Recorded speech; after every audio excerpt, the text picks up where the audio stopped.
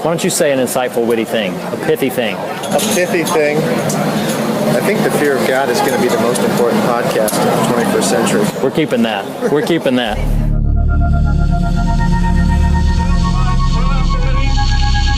That the only thing we have to fear is itself. No.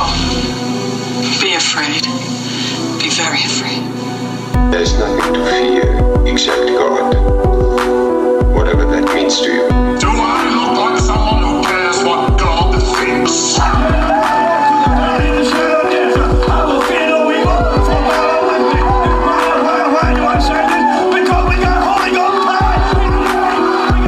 You're listening to The Fear of God, a podcast exploring the intersection between Christianity and the horror genre.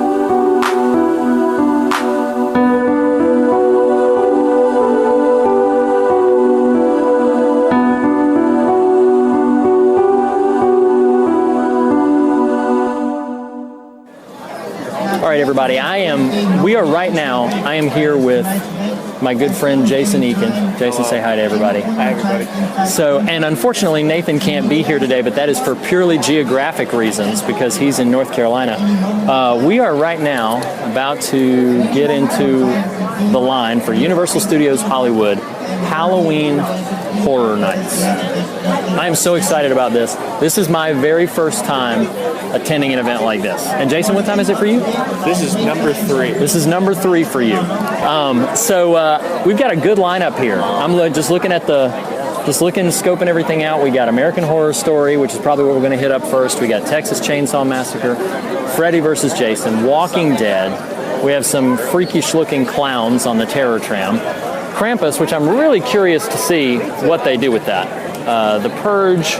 I think those are just the scare zones where you just walk through and people get mean with you. Then you got Halloween, and then the coup de grace, the absolute ultimate. I'm hoping that it lives up to the reputation of its film. The maze that got me to buy my ticket was The Exorcist. So we'll be coming to you periodically, and Jason, I'm excited. Thanks for being here. We'll see you later.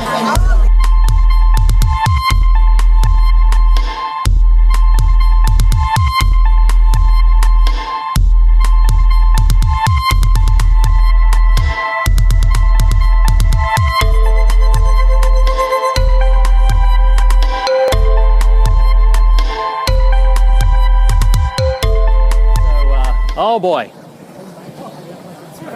We are on the Universal Studios backlot. Wonder how many famous people we'll see. I'm going to vote none. I'm going to vote none. What? All right. American Horror Story? I think we have to. This right here? All right. We will be back. Okay, thank you. This is houses of horrors in the city of angels. The Murder House. Good grief. Just don't punch me in the face. Wow, that is unacceptable. Unacceptable. Oh my God. All right, forget it. How was that? You have fun? Woo! Oh! All right. How'd you feel about that, Jason?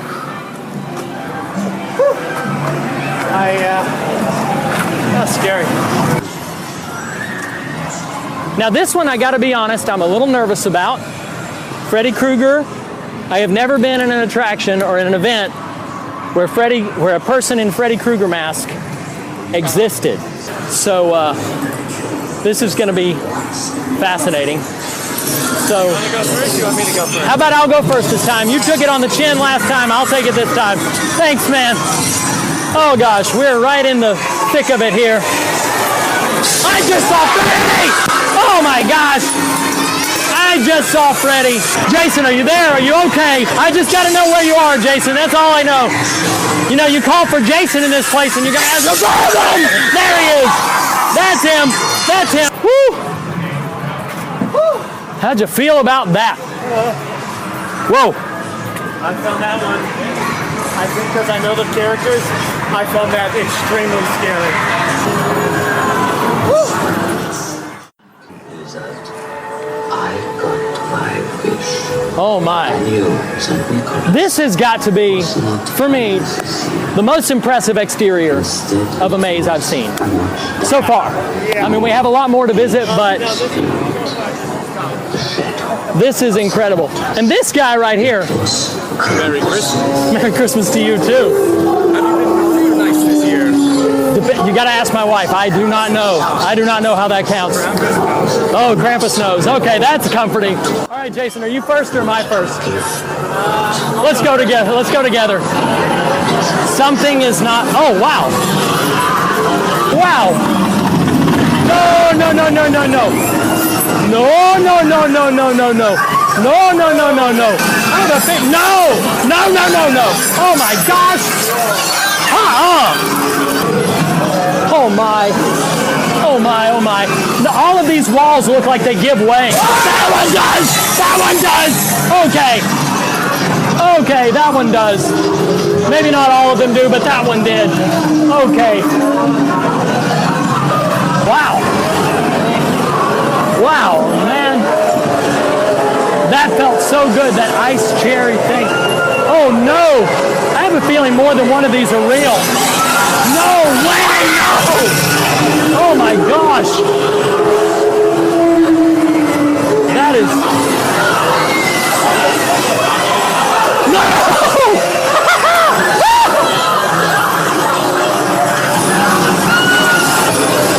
Don't know. The size of it. Oh my goodness.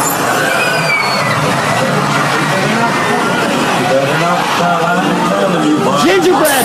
Gingerbread! Yes. There he is. Oh my God, you're incredible. Oh my God. Gingerbread man. Gingerbread. My hat, my friend, is drenched in sweat.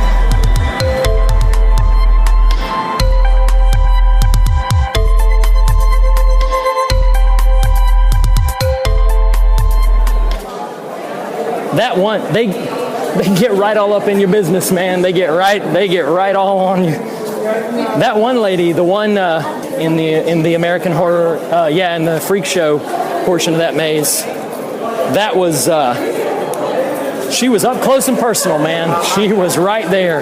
Yes. But I'll tell you, let me praise American Horror Story. But I think this is just a theme. Like, there was a weird looking bald baby type person coming out of a bed. Yes, I remember that. Yes. That was really effective. And the girl who's severed in half, who's being tortured. That was pretty effective. Those were the two most effective. I think there's just something about half a person. There's something about the disembodiment of it.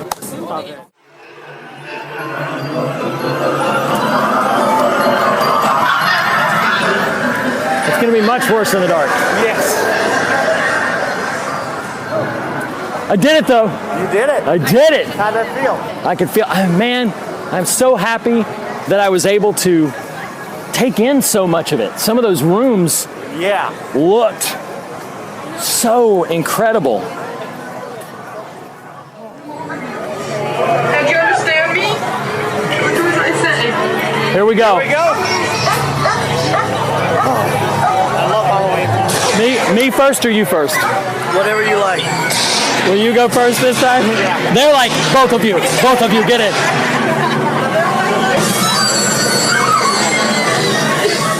Wow, that's terrifying.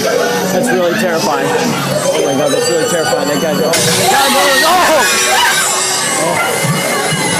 Whoa!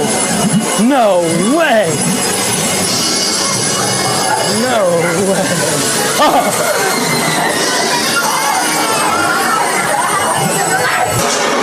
Oh my God, it's her! Oh my God, that's incredible!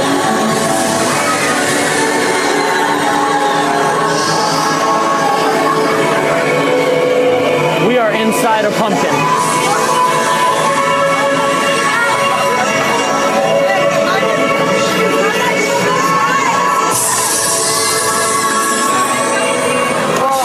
you doing? That was great. That was great. I loved that. I loved that pumpkin, that huge pumpkin that you walked through. Yeah. I gotta say, my pick for favorite moment so far. It wasn't necessarily the scariest moment, but that was incredible. Walking through this gigantic pumpkin. Do you like Halloween too? Yeah.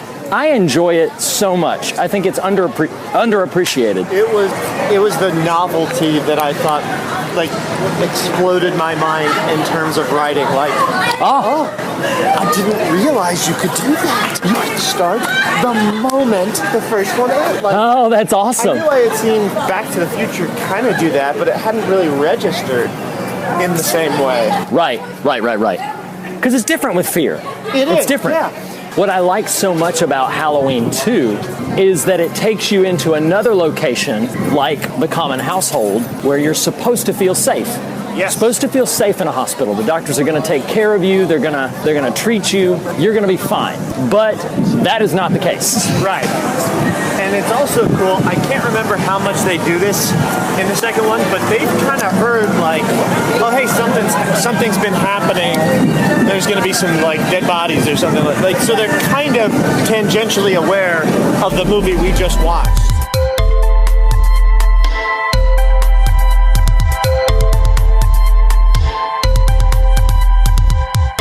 Okay. Here's my general thought. All right. The more you as the I guess, patron are in touch with the iconography of a particular maze, the better it is. I agree. I guess the one exception to that is Krampus, because I haven't seen that movie. Oh, but okay. that iconography is all the bastardization of Christmas. So even though I haven't seen it, the idea of that iconography, that's why that is such a great choice, because everyone's familiar with Christmas. And so when you twist Christmas, it becomes incredibly scary. Absolutely. I think talking about Krampus still gets my pick for best maze design. Absolutely, hands down. The production, the craft in the manufacturing of the house, the interiors, they concentrate. Halloween might be a close second for me. I agree with that, because that pumpkin moment in Halloween is outstanding. And walking through walking through the house. Yes. And then in the hospital. Oh my. The moment from the second movie of burning the woman's face in the hot tub. I don't know if you saw, you were ahead of me. That guy locked eyes on me. Oh yeah. So he's boiling her face in the water, and then he locks eyes on me and follows me the whole way through. I was watching him watch you, and it was scaring me. And then he reaches out right as I walk through the thing, reaches right for my face. That was a moment that got me. And the Freddy versus Jason, we talked quite a bit about how, and I love the way you put it. This maze, as it's designed, is not really Freddy versus Jason. It's Freddy and Jason. Yeah. And the moment. Which is wonderful. My favorite, I have other moments that I would say, Krampus, better designed. Halloween, that pumpkin thing was outstanding. I never saw it coming. Oh, and I haven't mentioned this to you yet, but the glow in the dark pumpkin heads. Yeah. Before you walk into that thing, that was outstanding. But the other thing that I will say about Freddy vs. Jason is that moment when Freddy got me. I can always say Freddy got me, because walking past the scene where the two of them are just watching you and waiting for you, and I was not expecting, because I locked eyes with Freddy and I was like, oh man, this guy looks good. This guy looks really good. But then when I turned that corner and the guy pulls away the wall and just boo, that got me. That genuinely made me jump. And I still have such outstanding affection for Halloween and for Michael Myers. Yeah. That just seeing the moment, I'll tell you what I got was, seeing the moment where Loomis is shooting him off the balcony in the house. But then later, seeing Laurie down there on the floor, shooting up at him, and they've got the clips from the movie, Michael, and that gave me chills. The eeriness of walking through that house. Yes. At the beginning. Oh, and the fact that the TV had the thing from Another World playing. Yep. Huge kudos to them. And just, I know it's like, it's such a small thing, but there was like a news report or something. I don't remember if it was from one of the movies. It's from Halloween 2. Is it? That's from Okay. Halloween 2, yeah. And so it just puts you in that year, in that time, in that place. Completely agree. Even like, that was one of the more subtle mazes, I think. I In a lot of agree. ways, which is weird to say, but there were a lot of times like just walking through like the room with all the monitors, and then like, and there's like a guy, you know, a security guy with an axe through his head or something. Oh, right. Did you see on one of the monitors what, like, Michael came out at you? Yes. That was cool. Even that was scary. Oh, that's so fantastic. Yeah, the terror tram is straight ahead. Let's do it. I will prepare you that I may linger a moment on in and around the Psycho House. I have been told that there's a point at which we are allowed to exit the tram and walk around. Yep. I mentioned to you earlier that I saw Nightmare on Elm Street when I was 8. I saw Psycho when I was 6. Oh my God. So Psycho was the first scary movie I remember seeing. Psycho is so special to me. And I will say that, just Bates Motel, if I have the opportunity, I don't know if they'll let us do this here, but if I have the opportunity to get off and walk around Bates Motel, see the house, that's gonna be a big deal for me. It's So gonna be a it's very not big so deal. much that you're allowed to get off, it's that you are required to get off. That's awesome. Okay, that's awesome. Good luck, everybody. I hope you make it back.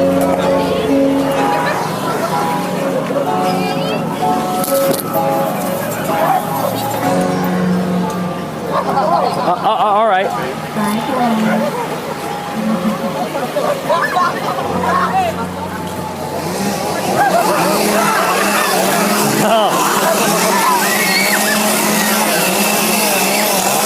That is not okay.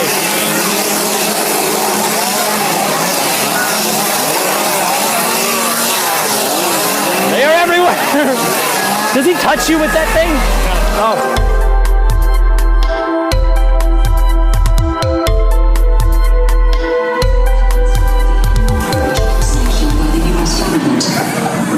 I don't know if you notice what's happening, but you and I are standing still. And as yet, nobody's tried to scare us. And it's really fascinating to watch. Like I've watched people walk right by us. I'm sure it will eventually happen, but we are not fodder when we're standing still. It's somewhat amazing. Well, the scare is based on surprise. Wow. If you're watching and looking, you're not surprised. That's true. There might be I can't draw an immediate parallel, but there might be some sort of significance to the whole idea of standing still and not being vulnerable in any way. Yeah. Like we're out in the open, we're right in front of this thing. It's been probably what feels like 4 or 5 minutes. They're a collective Tyrannosaurus Rex. Yes, I love that. A collective Tyrannosaurus Rex, absolutely. Oh, that's a oh! The moment we walk. The moment we walk. Look at that. 4 attempts. We've taken 3 steps, Jason. We've taken 3 steps, 4 attempts. We stood there for 5 or 6 minutes. Nobody came near us. We're geniuses. Right out in the open. The point is, you stand still. One of the things that I find so fascinating about this maze, and it's an exercise for me. It's a sort of a fantasy exercise that I'm doing. Because I know mentally they can't touch me. And like their entire purpose for being here is to fill you with anxiety and dread. But they have no legitimate power over you. Yeah. They can't touch you. You know it, but even though you know it, still, you're kind of tricked. So what is it when you walk through this? Are you thinking, keep telling yourself it's not real, keep telling yourself it's not real, or are you thinking, oh man, like are you just, does your mind automatically just snap to believing it? It kind of depends. So I noticed something when we were walking through the Exorcist maze. it was very dark in there in places.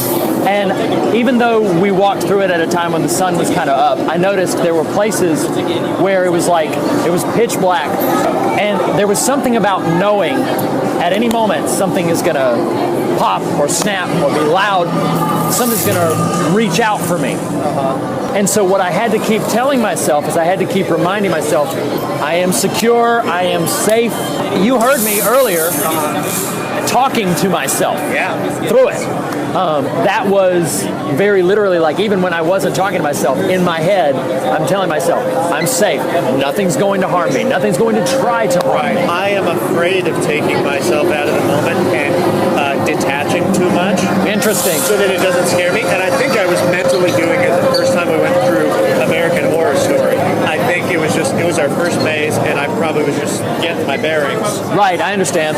So going through it a second time was more fun because I like to, because like you said, they can't hurt me. Right. So it's a safe time and a safe place. But it is like, okay, let's put myself in the maximum amount of danger right now because there is no danger actually. It's so true. I am always like, all right, there's the boundary. I know I can't be hurt. Let me walk right up to the precipice of being hurt then. Exactly. That will be the closest thing. That'll be the scariest, most fun thing. Yeah, absolutely. Now, what I find so interesting about that, so we always do on the show, we always have fun with the movie, talk about scary moments, things that really freaked us out, and then talk about like some themes. And one of the things that I thought about in just experiencing this, because that was a question I get asked at work, like, why in the world are you doing this? Why are you putting yourself through this? And I think for me, I'll say it this way. I'll say it very Sunday school for you. So the authority under which these things operate, these things being the mazes, the scare actors, the authority under which they operate dictates they can't touch me. Right. They can't harm me. They can't do anything that the authority under which they operate says they can't do. Right. And I think what's interesting about it, I don't know if you and I have had this conversation ever, but I have a very specific idea about evil in general. So here's what I'm gonna explore with you for a minute, Jason. Okay. So bear with me for a second. Here's my human understanding and attempt to scratch at what the nature of evil is. If we think about the fact that, demons, demonic forces, Scripture tells us they used to be angels, now they're not. And so what I think about is I think about them as an appetite that can never be satisfied. So it never made much sense to me that people would say like, oh, the devil will try to destroy you, he wants souls for hell and everything like that. It never made any sense to me. I'm sitting here like, why in the world, if he knows he's already lost, why is he going to continue to try to like siphon off Christians? Like that's just stupid. Like he's just dumb because he knows he's already lost. Like what's he going to do? Go down swinging, raising his fist? Yeah, most people at some point concede. And if he's not conceding, what must that mean? Exactly. Yeah. So here's what I began to think about. What if you were once in the presence of total fulfillment and you lacked literally nothing, but then you were suddenly irreparably cut off from that feeling, from that sensation. You were irreparably cut off from the feeling of satisfaction and fulfillment in your life. Now, if that were to happen, what if your only option to get that feeling again was to feed off of others who were experiencing it? Off of believers, off of just decent good happening in the world that generates joy, that generates peace, that generates hope. If you were a being that could not experience those things, what if the only way you could experience them was to steal them, in a sense, from people who did experience them? Right. The idea of evil as robbing joy. Robbing joy, exactly. Robbing joy, robbing peace, robbing hope. And if you think of, I know this is a silly example, but if you think of Monsters Inc., Oh, yeah. like, I was just thinking about that as you were talking, like, joy is much more powerful, but fear seems easier. Yeah, exactly. You know, and so it's like, well, if we can't make them laugh, we're going to, at least for the first 90% of that movie, they're going to try to scare them because that's the closest, essentially, doing the inverse, making a person feel the opposite of joy is the closest thing evil can get to getting that joy back. Yeah, and I want to hear more of your thoughts on that. We'll table it as we are about to get eaten by zombies.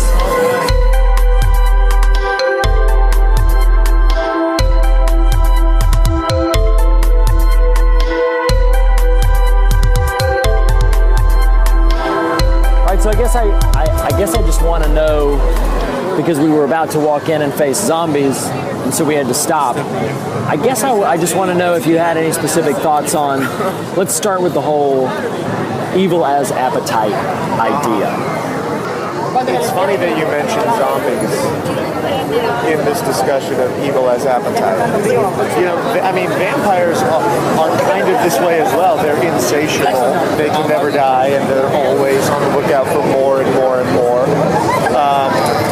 But zombies, because there is a mass of them, and they have an unstoppable appetite for destruction. You know, there's a subtlety to continue the vampire thing. There's a subtlety to vampires. There is nothing subtle about zombies. Right. And the more the appetite is fed, the more the appetite grows because the more zombies there are. So in that sense, there's certainly a parallel that evil begets evil. Sure. And that the appetite for evil is not satisfied. Yeah, you're right. As if you could view it this way. You could view it as the presence of evil is an appetite that will never be satisfied. The presence of God is a fulfillment that will never abate. There is no need or lack in it. Yeah. And when you are cut off from the substance and source of lacking nothing, what are you left with? You're left with hunger. You're left with appetite. Yeah. Well, I was even just thinking of the idea of, I'm thinking of communion, that we need to, in a way, consume God. We need God in us. God within us. Right. But it's that idea that the appetite for sin and the appetite for, I think there's that verse in the Bible that my wife's quoted to me before, that, you know, men keep inventing new ways to do evil. Yeah. Because our appetite for it is never satisfied. There's an appetite for selfishness. Yeah. An appetite for sometimes self-destruction. Yeah. Like, I know this is bad for me, but you know what? I'm going to do, and at least then I'm in control. Even if I'm self-destructive, at least I'm making the decision. Whereas there's something that can be very scary about not satisfying that appetite. And I'm just thinking now in like psychological terms, if you are continually committing any sin, you are creating mental pathways that is the path of least resistance. Sure. That is the path that is easiest. And then that tricks you into thinking, that's who I am. Right. But it's really just that we've done it so much that we've trained our brain to preempt what we want to do. And it already knows what we want to do because we've done it so many times. It's created a neural highway and the shortest route to get there.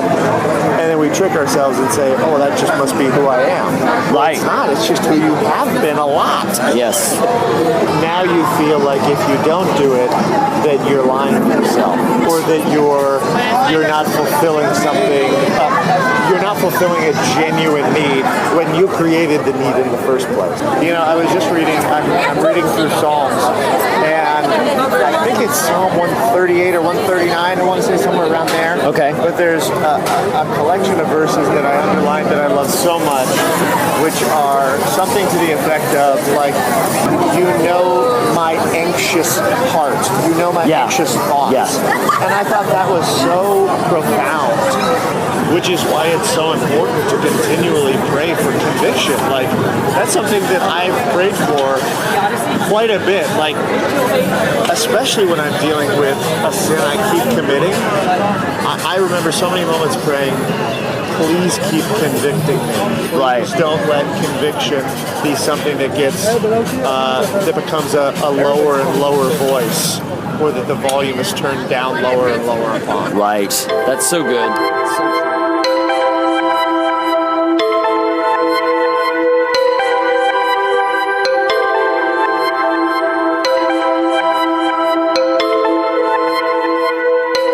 But he said, it doesn't mean anything.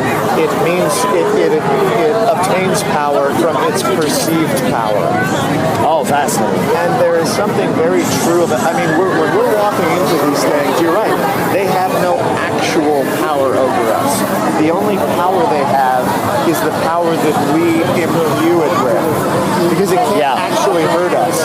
Its only power, its only way to scare us is by us deciding, you know what, I'm going to play along and believe that this can hurt me. It's hard for me to think, and I wanted to pose this question to you.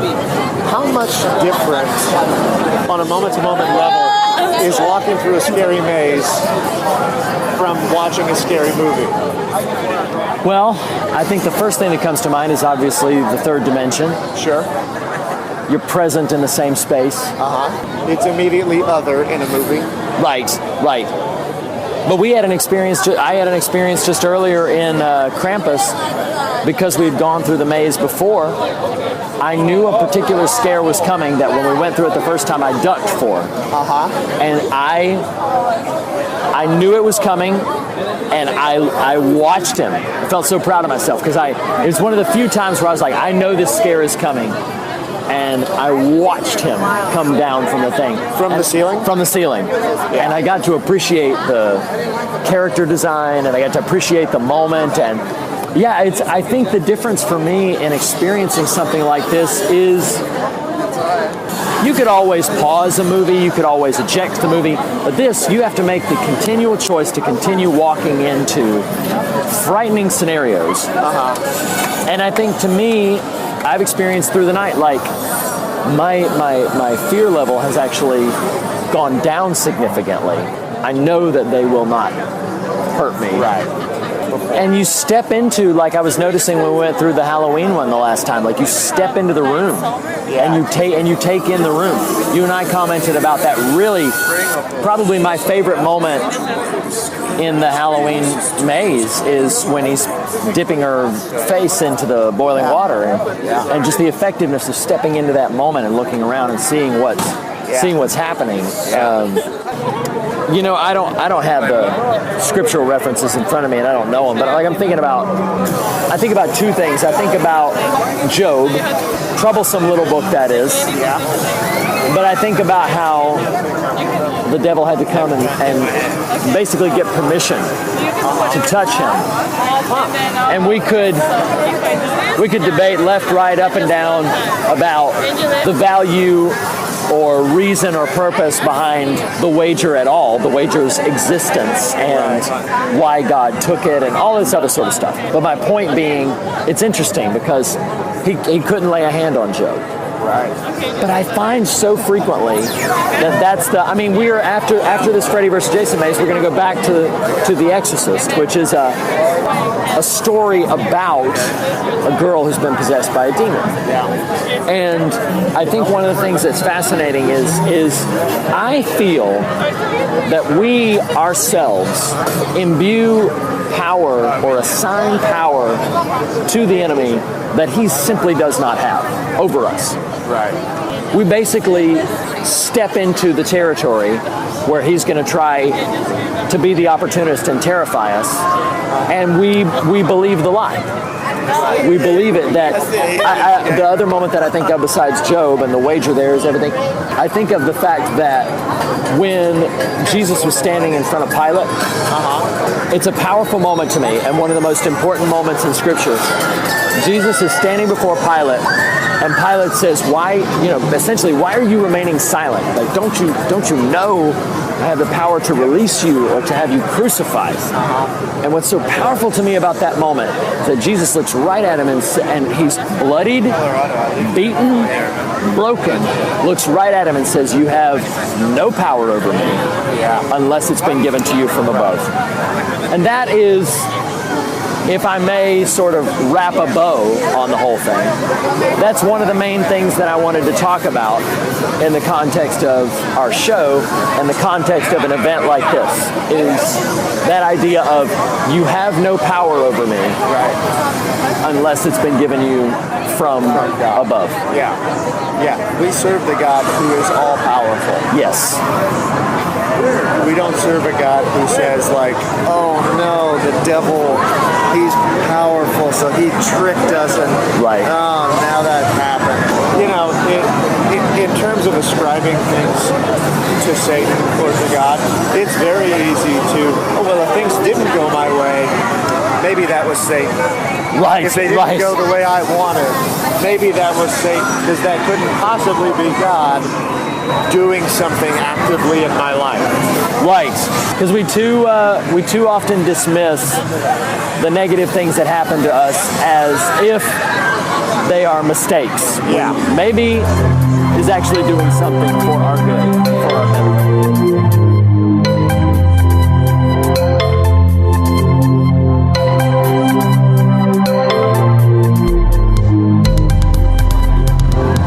Jason, I can't thank you enough for holding my hand and being willing to go first through several of these mazes.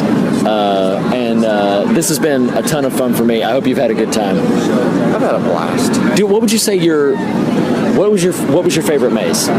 Freddy versus Jason. That was mine too. The favorite in terms of craftsmanship, recognition of iconography, scares, it was Freddy versus Jason. Yeah. The fact that, in a lot of these, we're kind of seeing some random things scaring us, which is sometimes effective. In that one, I don't think there's anything but Freddy or Jason doing the scaring. Correct. So it's strangely intimate. The fact that there are so many moments where both of them end up coming at you, and especially like we talked about, the fact that we did it again at night was key. We heard so much more. There was so much more sound design I picked up on. Absolutely. There was so much more. Even visually, everything was scarier because there were a couple points where light wasn't pouring in. It was just dark. Absolutely. It was incredible. Yeah. And I was so proud of myself that the second time we went through Krampus, I stared right at that sucker for that scare. And that was, oh man. Well, and I will say too, we are about to end the night with what we were most anticipating going in. Yeah. I think it's fitting that we're closing the night out with The Exorcist, even though it wasn't initially kind of quite what we were expecting. Perhaps in the dark, that will change. But I'm sure it's good. Oh my gosh, we're approaching it. Oh, it is coming right up. Well, this was not 50 minutes. No, and I'm pretty thankful for that. But me too. But I tell you, again, Jason, thanks so much for being on the show. We say every episode of the show that the fear of God is the beginning of wisdom, but not the end of the conversation. And thanks so much for all these conversations you've had with me today. My pleasure. Thanks for having me. Yeah, it's been great. All right, guys, we'll see you next time. And very, very, very happy Halloween.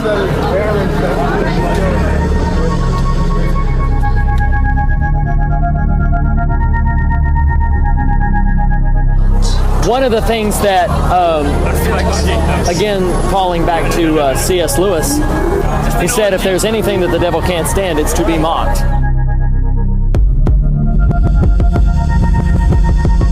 So much of horror traffics in a very obvious and deliberate way with something that has been lost or something that has been broken. It can't help us.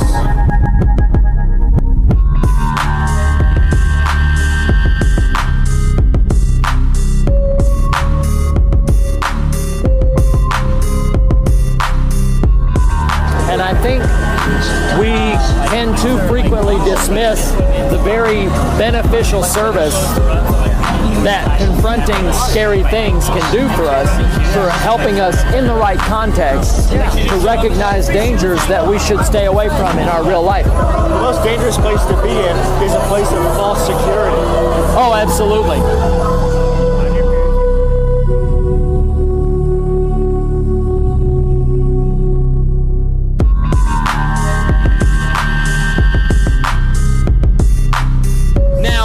You and I both have significant others who would not be caught dead at an event like this. And they certainly wouldn't be caught alive here. No, not in the slightest. But with my wife, yeah, I'm very protective of specific things that I'm like, okay, she can't really watch this, you know?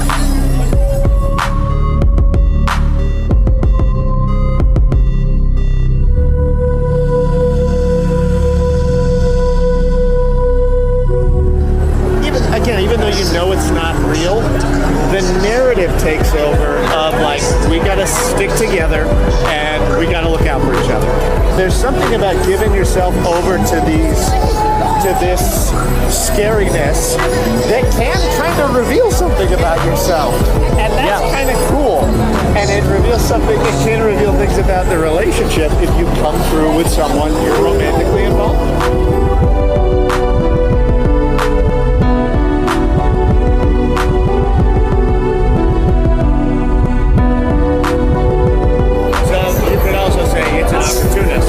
It is. It's an opportunist. Yeah. It takes moments. That's very true. Things that you are afraid of, and it seizes them, and it tries to magnify those fears in who you are.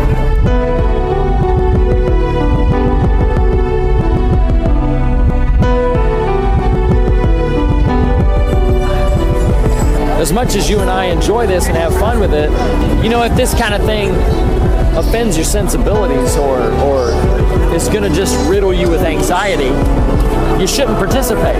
Yeah, not worth it. You know, it is absolutely not worth it.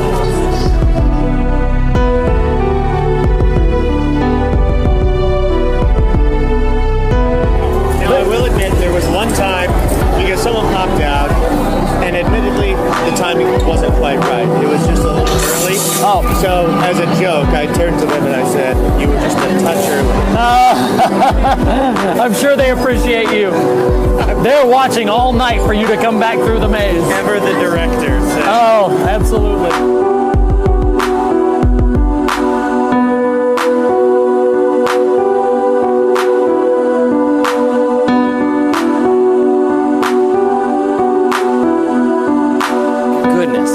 Jim Butcher, Dresden Files. Did you ever hear of the Dresden Files books or anything? I don't know what it is. He had a story where there was basically like he had to fight a troll on the bridge.